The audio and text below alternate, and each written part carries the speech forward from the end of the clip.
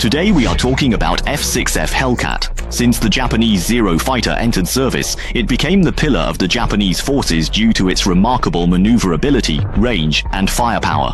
In the early Pacific War, it left shattered ships and ruined fortresses wherever it went. At this point, the US military already possessed. The F4F Wildcat was no match for the Zero fighter's performance. The F6F Hellcat and F4U Corsair's appearance turned the tide. The F6F Hellcat alone shot down over 5,000 Japanese fighters, achieving a 19-to-1 kill ratio. The Hellcat's development was officially initiated to match the Japanese Zero. Before that, Grumman Corporation had been figuring out how to improve the F4F Wildcat, which successfully laid the groundwork for the Hellcat's design. So, if the Americans were already developing the F4U Corsair fighter, why continue with the Hellcat? Although the Corsair project started early, it was designed for future warfare.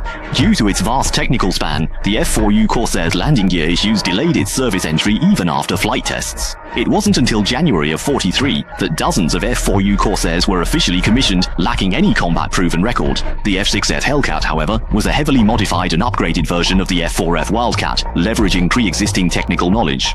It was designed specifically for the Zero and could serve as an F4U Corsair alternative. In December 1941, the US entered the Pacific War, speeding up the Hellcat's development. When one is sleepy, someone provides a pillow.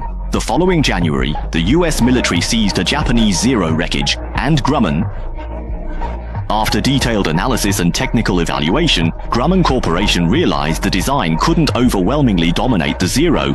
They decided to replace its engine with the Hornet engine, and in June 1942, the prototype had its successful first flight, showing great potential during tests. After adjusting its design flaws, from January 1943, deliveries to the US Navy commenced. Intensive carrier training and drills began on the Essex-class aircraft carrier.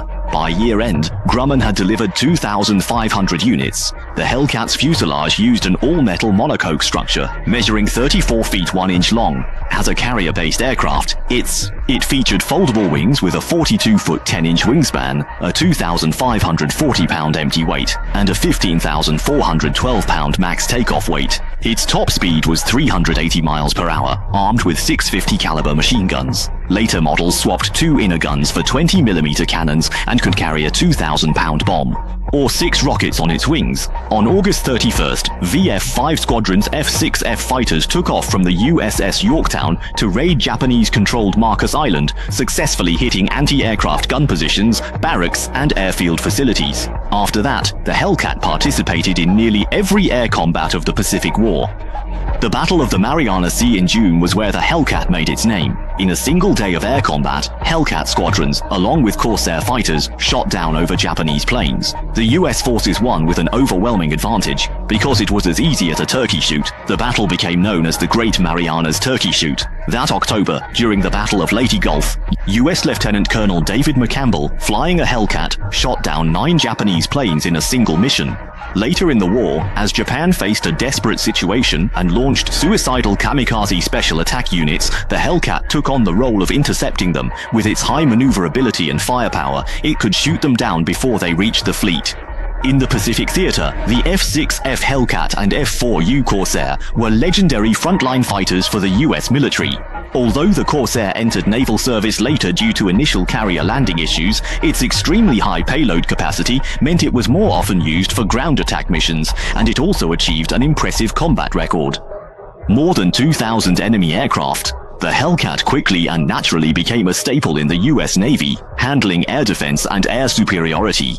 It shot down over 5,000 enemy aircraft with a 19-to-1 combat record. Both were strong, and by cooperating, one focusing on air combat and the other on ground attacks, they drove the Japanese forces from the Pacific back to their home in the East.